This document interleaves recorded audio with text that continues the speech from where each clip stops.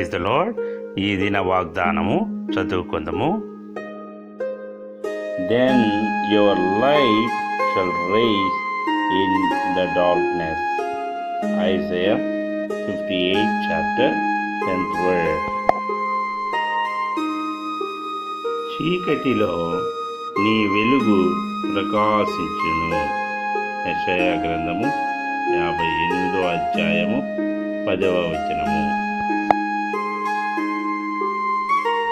దేవుడు మిమ్ములను మీ కుటుంబాలను ఆశీర్వదించును గాక.